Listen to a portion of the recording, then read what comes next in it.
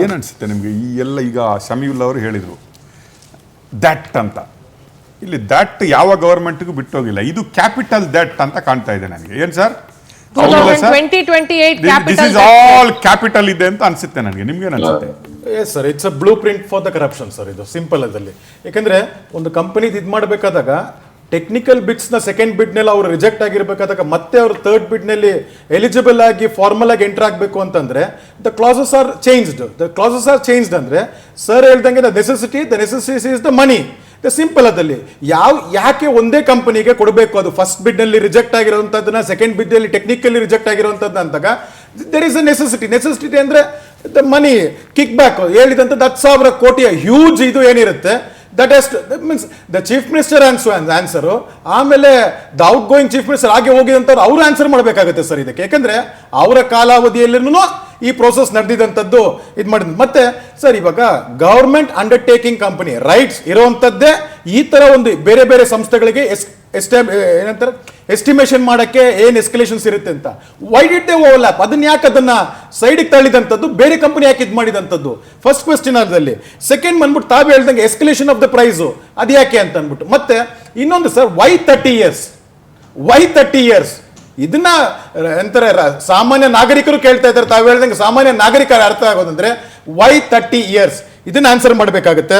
ಆಮೇಲೆ ಅವ್ರು ಹೇಳ್ದಂಗೆ ಪರ್ ಇಯರ್ಲಿ ಚಾರ್ಜಸ್ ಬಂದು ಏನ್ government undertaking company recognitions 2.5%, it is increase to the 5%.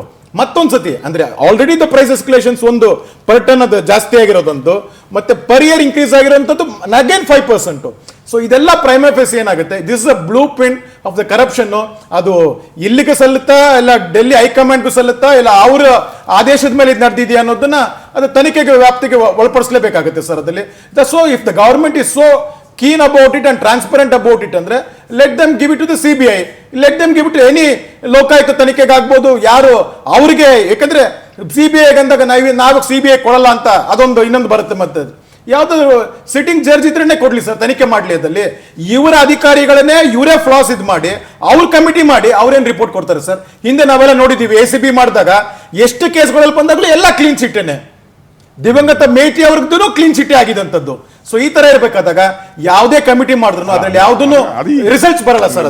Even BJP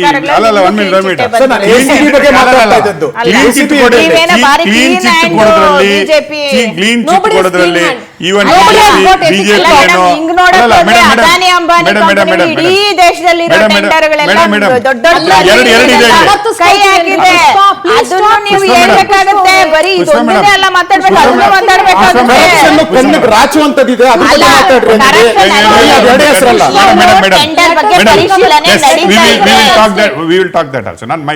my simple question ನನಗೆ ಸಿಂಪಲ್ ಮಾಡಿ ಕೇಳ್ಬಿಡ್ತೀನಿ. Y 30 years? ನಂಬರ್ 1, 30 ವರ್ಷ ನಮಗೆ ನಾಳೆದ್ದೇ ಗೊತ್ತಿಲ್ಲ, ನೆಕ್ಸ್ಟ್ ಇಯರ್ ಯಾವ ಗೌರ್ಮೆಂಟ್ ಅಂತಲೇ ಗೊತ್ತಿಲ್ಲ. ಬೆಂಗಳೂರಿಗೆ 30 ವರ್ಷದೊಂದು ಪ್ಲಾನಿಂಗ್ ಮಾಡಿ ನಾವು ಹಾಕುವ ಕಸಗಳನ್ನು ಕ್ಲೀನ್ ಮಾಡಲಿಕ್ಕೆ 30 ವರ್ಷದ ಅವಶ್ಯಕತೆ ಏನಿತ್ತು ಅನ್ನೋದು ಒಂದು ನಂಬರ್ 1. ನಂಬರ್ 2, ರೈಟ್ಸ್ ಮಾಡಿದಂಥ 1,300 10 ದಿನದಲ್ಲಿ ಇನ್ನೊಂದು ಕಂಪನಿ ಕೊಟ್ಟು ಅದನ್ನು 83%, 53% ಹೈಕ್ ಮಾಡಿ ಕರೆಯುವಂಥದ್ದು ಅಗತ್ಯ ಏನಿತ್ತು ಅಂತ ಅನಿಸುತ್ತೆ ನಿಮಗೆ? ಸರ್ ನೋಡಿ, ಹೈಕ್ ಮಾಡಿದಾರೆ ಅಂದ್ರೆ ಅದರದ್ದೇ ಆದ ಕಾರಣಗಳಿದೆ. ಕಾರಣ ದಟ್ ಅಂತ ಹೇಳೋದು ಮೇಡಮ್ ಹೇಳ್ತೀನಿ. ಈಗ 1 ಟನ್ಗೆ ಅಂತ ನೀವು ಅಂತೀರಾ, ಯಾವ ಕಸ? ಒಣ ಕಸನ, ಹಸಿ ಕಸನ, ಬಯೋಮೆಡಿಕಲ್ ಕಸನ? ಒಂದ್ ನಿಮಿಷ, ಅದೆಲ್ಲ ಇರುತ್ತೆ ರಿಪೋರ್ಟ್ ಅಲ್ಲಿ ಕೂಲಂಕುಷವಾಗಿ ಯಾವುದಕ್ಕೆ ಎಷ್ಟು ರೇಟ್ ಅಂತ ಫಿಕ್ಸ್ ಆಗಿರುತ್ತೆ.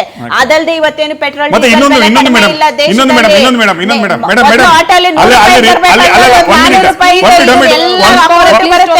ಆಮೇಲೆ ಒಂದು ಟೆಂಡರ್ ಬೇಕಂದ್ರೆ ಅವರು ಲಾಂಗ್ ಟರ್ಮ್ ತಗೋತಾರೆ ಮೇಡಮ್. ಯಾರು 9 ತಿಂಗಳಿಗೆ 10 ತಿಂಗಳಿಗೆ ಟೆಂಡರ್ ಕರೆಯಲ್ಲ.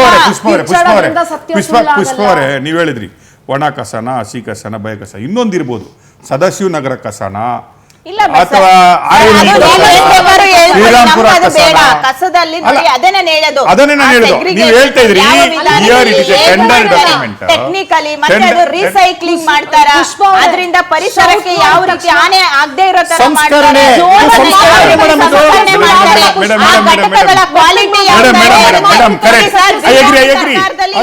ಸಂಸ್ಕರಣಾ ಘಟಕಗಳು ಹಾಳಾಗಿ ಹೋಗಿತ್ತು. Madam I agree. ನಾನು ನೀವು ಹೇಳಿದ ಮಾತಿಗೆ ಟೋಟಲಿ ಅಗ್ರಿ ಆಗ್ತಾ ನಿಮ್ಮೊಂದು ಕ್ವಶನ್ ಹೆಂಗೆ ಅದನ್ನು ಇದು ಮಾಡ್ತಾರೆ. ಅದು ಒಣ ಕಸನ, ಹಸಿ ಕಸನ, ಪರಿಸರಕ್ಕೆ ಹಾನಿ ಆಗುತ್ತಾ, ಅವ್ರದ್ದು ಇನ್ಫ್ರಾಸ್ಟ್ರಕ್ಚರ್ ಯಾವ ರೀತಿ ಇದೆ, ಇದನ್ನೆಲ್ಲ ನೋಡುವಾಗ ಪರಿಸರ ಹಾಳು ಮಾಡಿದ್ದಕ್ಕೆ ಕಂಪನಿ ಬ್ಲ್ಯಾಕ್ ಲಿಸ್ಟ್ ಆಗಿದೆ. ಮಾವಳ್ಳಿ, ಒಂದು ಮಿನಿಟ್, ಮಾವಳ್ಳಿ, ಶ್ರೀರಾಮ್ಪುರ, ಹೊಸೂರು, ನಾನು ಹೇಳ್ತೀನಿ ಕೇಳಿ.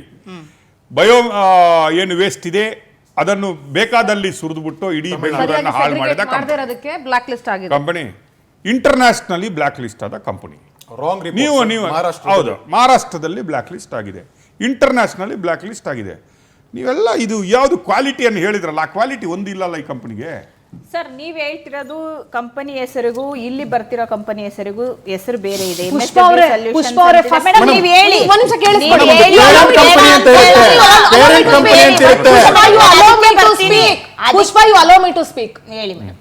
ಒಂದೇ ಸಮ ಮಾತಾಡೋದ್ರಿಂದ ಸತ್ಯ ಸುಳ್ಳಾಗಲ್ಲ. ಹೇಳಿ ಮೇಡಮ್. ಒಂದ್ ನಿಮಿಷ ಹೇಳ್ತೀನಿ, ಕೇಳಿಸ್ಕೊಳ್ಳಿ. ನೀವಂತಂದ್ರೆ ನಾವ್ ಹೇಳ್ತಿರೋ ಕಂಪನಿಗೂ ಇಲ್ಲಿರೋ ಹೆಸರಿನ ಕಂಪನಿಗೂ ವ್ಯತ್ಯಾಸ ಇದೆ ಅಂತ ನೀವ್ ಹೇಳಿದ್ರಿ, ಹೌದಾ?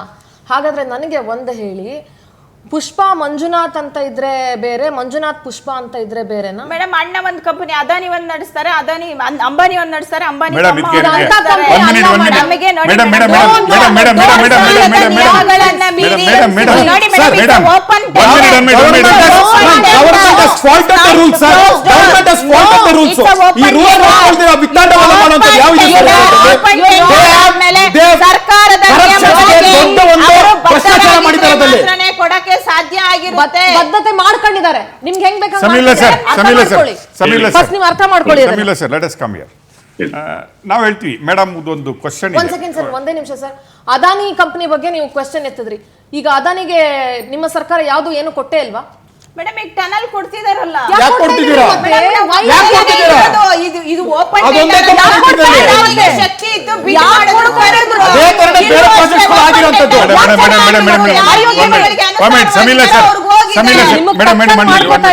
ಸಮೀಲ ಸರ್, ಎಲ್ಲ ನಿಯಮಗಳನ್ನು ವೆರಿ ವೆರಿ ಜಾರಿಗೊಳಿರುವಂತದ್ದು. ವೆರಿ ವೆರಿ ಬರ್ಬೇಡಿ ಅಂತ ಹೇಳಿಲ್ವಲ್ಲ, ಮೇಡಮ್ ಬರ್ಬೇಡಿ ಅಂತ ಮೇಡಮ್ ಸಿಂಪಲ್ ಮಾತಾಡಿ, ಸಮೀಲ ಪುಷ್ಪ, ಸರ್, please. ಒಂದು ನಿಮಿಷ. ಮೇಡಮ್ಗೆ ಒಂದು ಅರ್ಥ ಆಗಿಲ್ಲ. ರಾಮ್ಕಿ ಬೇರೆ, ಡೆಲ್ಲಿ MSW ಬೇರೆ ಕಂಪನಿ ಅಂತ ಬೇರೆ ಬೇರೆ. ಅನ್ಕೊಂಡಿದ್ದಾರೆ. ನಾನು ಹೇಳ್ತಾ ಇದ್ದೀನಿ ಅವರಿಗೆ, ಮೇಡಮ್ಗೆ ಎಕ್ಸ್ಪ್ಲೈನ್ ಮಾಡುವಂಗೆ ವೀಕ್ಷಕರಿಗೆ ಸ್ವಲ್ಪ ಎಕ್ಸ್ಪ್ಲೈನ್ ಮಾಡ್ತೀನಿ.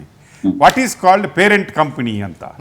ಪೇರೆಂಟ್ ಕಂಪನಿ ಅಂದ್ರೆ ಏನಂದ್ರೆ madam, more than 51% share holding suppose any company holds in other companies called parent company. ನಿಮ್ಮ ಯಾವುದು ಡೆಲ್ಲಿ MSW ಸೊಲ್ಯೂಷನ್ ಲಿಮಿಟೆಡ್ ಇದೆ, ಅದು subsidiary of Ramky company. Okay, ನೀವು ಬರ್ಕೊಳ್ಳಿ, ಇನ್ನೊಮ್ಮೆ ಡಿಸ್ಕಷನ್ಗೆ ಬೇಕಾಗುತ್ತೆ ನಿಮಗೆ. That is what there is ಇದು. ಅಲ್ಲಲ್ಲ, ನಾನು ಹೇಳ್ತೀನಿ ಸಮೀಲ ಸರ್, ಈಗ ನಾವೊಂದು ಹೇಳ್ತೀವಿ, ನಾವೊಂದು ಹೇಳ್ತೀವಿ.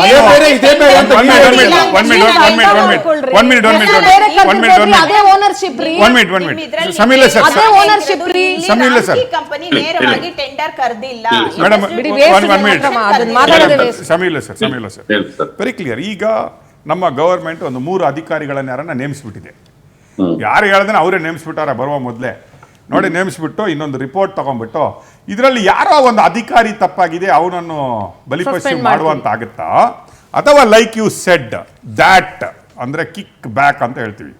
ಅದು ಆ ಕಿಕ್ ಬ್ಯಾಕ್ ಇದ್ ಮೀನಿಂಗ್ ಗೊತ್ತಾಗಿಲ್ಲ. ಅದು ತಗೊಂಡು ಕೂಡಲೇ ಕಿಕ್ ಇರುತ್ತಾ ಅಲ್ಲವಾ? Decision is taken in the cabinet. ಈ ಬಗ್ಗೆ ಸಚಿವ ಸಂಪುಟ ಸಭೆಯಲ್ಲಿ ತೀರ್ಮಾನ ಕೈಗೊಳ್ಳಲಾಗಿದೆ, ಸುದೀರ್ಘ ಚರ್ಚೆಯನ್ನು ನಡೆಸಲಾಗಿದೆ. ಸಂಪುಟ ಸಭೆಯಲ್ಲಿ ಕೆಲವು ಸಚಿವರು ಇದಕ್ಕೆ ಆಕ್ಷೇಪ ವ್ಯಕ್ತಪಡಿಸಿದ್ದಾರೆ. ಒಂದು ಕಂಪನಿಗೆ ನೀವು 35 ವರ್ಷ ಮನಾಪಲಿ ಮಾಡಿದ್ರೆ, ನಾಳೆ ದಿನ ವ್ಯತ್ಯಾಸ ಆದ್ರೆ ನಾವು ಅವರ ಅಡಿಯಾಳ ಆಗ್ಬೇಕಾಗುತ್ತೆ. ಅದು ಕಸ ವಿಲೇವಾರಿಯಂತಹ ವಿಚಾರ ಆಗಿರೋದ್ರಿಂದ ಆ ಕಂಪ್ನಿಗಳು ಟೇಕ್ ಇಟ್ ಗ್ರಾಂಟೆಡ್ ಅಂತ ಹೇಳಿ ಬೈ ಚಾನ್ಸ್ ಏನಾದ್ರೂ ಎಸ್ಕಲೇಷನ್ ವಿಚಾರ ಇರಬಹುದು ಅಥವಾ ಬೇರೆ ವಿಚಾರ ಇರಬಹುದು, ಏನಾದ್ರೂ ವ್ಯತ್ಯಾಸ ಮಾಡಿದ್ರೆ ಇಡೀ ನಗರ ವ್ಯವಸ್ಥೆ ಜುಟ್ಟು ಅವ್ರ ಕೈಲಿ ಕೊಟ್ಟು ನಾವು ಅವರ ಗುಲಾಮರಾಗುವಂತ ಪರಿಸ್ಥಿತಿ ಬರುತ್ತೆ. ಆದ್ರಿಂದ ನೀವು ವಿವೇಚನೆ ಮಾಡಿ, ಈ ಅವಧಿಯನ್ನ ಕಮ್ಮಿ ಮಾಡಿ. ಇಡೀ ಒಂದು ಕಂಪನಿಗೆ ಒಂದು ಮಹಾನಗರವನ್ನೇ ಕೊಟ್ಟು ಕಡೆಗೆ ವ್ಯತ್ಯಾಸ ಆಗಿ ದೊಡ್ಡ ಅಪಾಯ ಕಾದಿದೆ ಅನ್ನೋ ಮಾತನ್ನು ಹೇಳಿದ್ದಾರೆ. ಸಚಿವರ ಅಭಿಪ್ರಾಯ ಬಂದಿದೆ ಕ್ಯಾಬಿನೆಟ್ ಅಲ್ಲಿ, ಇಲ್ಲ ನನ್ನ ಮೇಲೆ ಒತ್ತಡ ಇದೆ, ನಾವು ಈ ಕಂಪ್ನಿ ಕೊಡ್ಬೇಕಾಗಿದೆ, ನಾವು ಕೊಡ್ತೀವಿ ಅನ್ನೋ ಮಾತು ಡಿಸ್ಕಷನ್ ಬರ್ತದೆ. ಹೀಗಾಗಿ ನೀವ್ ಹೇಳಿದಲ್ಲ, ಹೂ ಇಸ್ ರೆಸ್ಪಾನ್ಸಿಬಲ್ ಸ್ಕೇಪ್ ಗೋಟ್ ಅಂತ ಹೇಳ್ತೀವಲ್ವಾ, ಎಂಟೈರ್ ಕ್ಯಾಬಿನೆಟ್ ಅಪ್ರೂವ್ ಆಗಿರೋದ್ರಿಂದ ಆಫೀಸರ್ ಸ್ಕೇಪ್ ಗೋಟ್ ಆಗಲ್ಲ. ಫೈನಾನ್ಸ್ ಡಿಪಾರ್ಟ್ಮೆಂಟ್ ಅಬ್ಜೆಕ್ಷನ್ ಮಾಡಿದೆ, ಅದನ್ನು ಓವರ್ ರೂಲ್ ಮಾಡಿದ್ದಾರೆ, ಮತ್ತೆ ಏನ್ ತಪ್ಪಾಗುತ್ತೆ, ರೈಟ್ ಕಂಪ್ನಿ ಒಂದು ರೆಕಮೆಂಡೇಶನ್ ಕೊಟ್ಟಿದೆ, ಅದನ್ನ ಓವರ್ ರೂಲ್ ಮಾಡಿ ಬೇರೆ ಕಂಪ್ನಿನ ಅಪಾಯಿಂಟ್ ಮಾಡಿದ್ದಾರೆ. ಅದು ಎಷ್ಟು ಮಟ್ಟಿಗೆ ಆ ಕಂಪ್ನಿ ಕೊಟ್ಟಿರೋ ಲಿಗ್ಯಾಲಿಟಿ ಇರುತ್ತೆ. ಈಗ ಗೌರ್ಮೆಂಟ್ ಪ್ರೊಕ್ಯೂರ್ಮೆಂಟ್ ಒಂದು ಪ್ರೋಸೆಸ್ ಇರುತ್ತೆ, ಒಂದು ರೇಟ್ ಫಿಕ್ಸೇಷನ್ ಒಂದು ಕಮಿಟಿ ಅಂತ ಇರುತ್ತೆ. ಆ ಕಮಿಟಿ ಕೊಟ್ಟಿದ್ದೆ ಅಫಿಷಿಯಲ್. ನೀವು ಗೌರ್ಮೆಂಟ್ ಅನ್ನೋ ಕಾರಣಕ್ಕೆ ಆ ಕಮಿಟಿನ ಓವರ್ಟೇಕ್ ಮಾಡಿ ಇನ್ನೊಂದು ಕಮಿಟಿನ ನೀವು ಹೈರ್ ಮಾಡಕ್ ಆಗಲ್ಲ. ಬಿಕಾಸ್ ಆ ಕಮಿಟಿಗೆ ಅಫಿಷಿಯಲಿ ನೀವು ಕೊಟ್ಟಿರ್ತೀರಾ. ಹೀಗಾಗಿ ಯಾಕೆ ಕೊಟ್ರಿ ಅನ್ನೋ ಪ್ರಶ್ನೆ ಬರುತ್ತೆ ನಿಮಗೆ.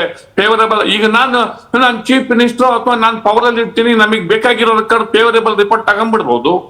ಈಗ ಪೊಲೀಸ್ನವ್ರು ಇನ್ವೆಸ್ಟಿಗೇಷನ್ ಮಾಡ್ತಾರೆ, ಅವ್ರು ಪೊಲೀಸ್ ಇನ್ವೆಸ್ಟಿಗೇಷನ್ ಇಷ್ಟ ಆಗಲ್ಲ, ಪ್ರೈವೇಟ್ ಏಜೆನ್ಸಿ ಕೊಟ್ಟು ಇನ್ವೆಸ್ಟಿಗೇಟ್ ಮಾಡಿ ನಾನು ಪ್ರೈವೇಟ್ ನನಗೆ ಬೇಕಾದಂಗೆ ಯಾವ್ದೋ ಒಂದು ಕ್ರೈಮ್ ಕೇಸೋ ಮತ್ತೊಂದು ಕೇಸೋ ಇನ್ವೆಸ್ಟಿಗೇಷನ್ ರಿಪೋರ್ಟ್ ತಗೊಳಕ್ಕಾಗುತ್ತಾ? ಆಗಲ್ಲ. ಸರ್ಕಾರದ ಕೆಲಸ, ಅಫಿಷಿಯಲ್ ಕೆಲಸ, ಆ ಹುದ್ದೆಗೆ ನೇಮಿಸಲ್ಪಟ್ಟಿರೋ ಅಧಿಕೃತವಾಗಿ ಮಾಡೋ ಕೆಲಸ ಅವರೇ ಮಾಡಬೇಕು. ಅವ್ರು ಹೇಳಿದ್ದೆ ಫೈನಲ್. ಇಲ್ಲಿ ಎಲ್ಲಾ ಹಂತದಲ್ಲೂ ವೈಲೇಷನ್ ಆಗಿದೆ. ಮತ್ತೆ ಆ ವೈಲೇಷನ್ ಆಗಿರೋದನ್ನ ಕ್ಯಾಬಿನೆಟ್ ಅಪ್ರೂವ್ ಮಾಡಿದೆ. ಹಿಂಗಾಗಿ ಈ ಕರ್ಮಕಾಂಡಕ್ಕೆ ಸಚಿವ ಸಂಪುಟವೇ ಹೊಣೆ. ಅಧಿಕಾರಿ ಯಾರನ್ನು ಇಲ್ಲಿ ಏನ್ ಅಬ್ಬಬ್ಬ ಅಂತಂದ್ರೆ ಇಲ್ಲಿ ಯಾರು ತಗ್ಲಾಕೋತಾರೆ ಗೊತ್ತಾ? ಇಲ್ಲಿ ಆ BSW ಅವರು ಆ ಟೆಕ್ನಿಕಲ್ ಲೀಗಾಲಿಟಿ ಬಿಡ್ಡಲ್ಲಿ ಫೇಲ್ಯೂರ್ ಆಗ್ಬಿಟ್ಟು ಅವ್ರಿಗೆ ಅಲೋ ಮಾಡ್ತಾರಲ್ವಾ, ಏನಂತ ಇಲ್ಲಿ decline technically qualified in third tender, ಅದನ್ನ ಡ್ರಾಸ್ಟಿಕ್ ಆಗಿ ಟೆಂಡರ್ ಚೇಂಜಸ್ ಮಾಡ್ತಾರಲ್ವಾ, ಆ ಆಫೀಸರ್ಸ್ ಯಾರಾದ್ರೂ ತಗ್ಲಾಕೋಬೇಕಂತ ಅಲ್ಲಿ ಅವರಿಗೆ ಅಲ್ಲ. ಫಸ್ಟ್ ಎಂಟ್ರಿ ಪಾಯಿಂಟೇ ಅಲ್ಲಿ, ಬಾಗ್ಲು ತೆಗೆಯದೆ ಅಲ್ಲಿ ಬನ್ನಿ, ನೀವು ಹೊರಗಡೆ ನಿಂತ್ಬಿಡಿ, ಒಳಗ್ ಬನ್ನಿ ಅಂತ ಒಳಗ್ ತೋರ್ಸೋ ಪಾಯಿಂಟೇ ಅದು. ಅಲ್ಲಿ ಇದ್ರಗ ರಾಮ್ಕಿ ಕಂಪ್ನಿಗೆ, MSW ಸೊಲ್ಯೂಷನ್ ಕಂಪ್ನಿಗೆ ಒಳಗಡೆ ತೋರ್ಸೋ ಪಾಯಿಂಟೇ ಅಲ್ಲಿ ಏನಾದ್ರು ಇನ್ವೆಸ್ಟಿಗೇಷನ್ ಟೈಮಲ್ಲಿ ಏನಾದ್ರು ಮಾಡೋ ಸಮೀಲ ಸರ್, ಇದರಲ್ಲಿ ಹಲವು ಟೆಂಡರ್ಗಳಲ್ಲಿ ನೀವು ನೋಡಿ same blue print is followed. ಹೆಂಗಂದ್ರೆ ಫಸ್ಟ್ ಬಿಡ್ಡಲ್ಲಿ ಯಾರು ಬರಲ್ಲ, ಸಪೋಸ್ 100 ರೂಪೀಸ್ ಬಿಡ್ ಅಂತ ಇಟ್ಕೊಳ್ಳಿ, ಸೆಕೆಂಡ್ ಬಿಡ್ಡಲ್ಲಿ ಯಾರು ಬರಲ್ಲ, ಥರ್ಡ್ ಬಿಡ್ಗೆ ಬಿಡ್ ಚೇಂಜಸ್ ಸ್ಟಾರ್ಟ್ ಆಗುತ್ತೆ. ಕಡಿಮೆ ರೇಟ್ ಆಗಿದೆ, ಇದು ಯಾರು ಬರಲ್ಲ ಅಂತ ಒಂದು 150 ರೂಪೀಸ್ ಮಾಡ್ತಾರೆ. ಅದು ಸಿಸ್ಟಮ್ ಅದು. ಹೌದು. ಆಗ ಒಂದು 2-3 ಜನ ಬರ್ತಾರೆ.